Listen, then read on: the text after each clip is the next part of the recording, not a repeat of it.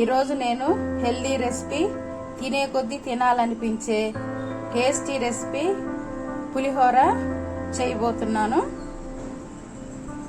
ఇప్పుడు పులిహోర కోసం నేను ఇక్కడ 100 గ్రాముల చింతపండు నానబెట్టుకొని చిక్కగా ఇలా పులుసు చేసుకున్నానండి. అలాగే ఒక 100 గ్రామ్స్ ఆయిల్ తీసుకున్నాను, 1 స్పూన్ సాల్ట్, ఈ పోపు తీసుకున్నాను. దీనిలో కప్పు వేరుశనగ పప్పులు కావాలండి. అలాగే కరివేపాకు, పచ్చిమిర్చి తీసుకొని ఇప్పుడు మనం పోపు వేసుకుందాం. ఇప్పుడు స్టవ్ ఆన్ చేసుకొని కడాయి వేడెక్కిన తర్వాత దీనిలో ఆయిల్ పోసుకుందామండి. ఆయిల్ హీట్ ఎక్కాక దీనిలో 2 ఎండుమిర్చి వేసుకుందాం. అలాగే కొన్ని పోపు దినుసులు వేసుకుందాం. 1 కప్పు వేరుశనగ పప్పులు బాగా వేగనివ్వండి. పచ్చిమిర్చి కూడా వేసుకుందాం.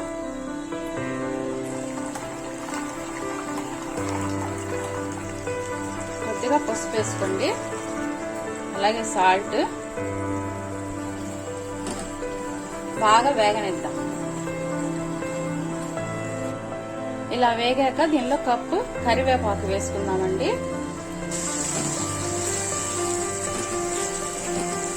ఇప్పుడు లాస్ట్ లో చిక్కగా మనం తీసి పెట్టుకున్న చింతపండు పులుసు ఉంది కదండి, ఇది పోసుకుందాం. ఇప్పుడు ఈ చింతపండు పులుసుని ఒక 2 నిమిషాలు ఉడికించుకుందామండి. ఈ విధంగా పులుసు బాగా ఉడికి నూనె పైకి తేలాలి. చూసారు కదండి, నూనె బాగా పైకి తేలింది. ఈ నూనె పైకి తేలింది కాబట్టి ఇది స్టవ్ ఆఫ్ చేసుకొని మనం ఇప్పుడు పులిహోర ప్రిపేర్ చేసుకుందాం. ఇక్కడ పులిహోర ప్రిపేర్ చేసుకోవటానికి నేను కేజీ రైస్ ఉడికించి ఆరబెట్టుకున్న అన్నం తీసుకున్నానండి. ఇప్పుడు ఈ రైస్ ను కొద్దిగా మనం ఈ బౌల్లో వేసుకుంటూ ఇలా ఫస్ట్ కొద్దిగా రైస్ వేసుకోండి.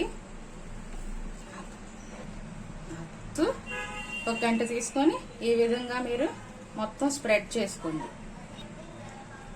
మరలా 2 గంటలు అన్నం మళ్ళా ఇలా స్ప్రెడ్ చేసుకోండి. దీని మీద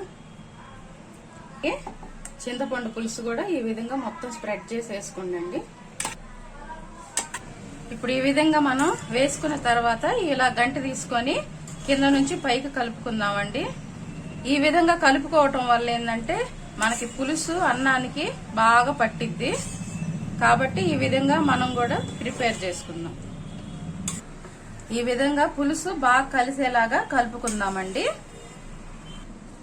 చూసారు కదండి, బాగా టేస్టీగా ఉండే పులిహోర రెడీ అయిపోయింది.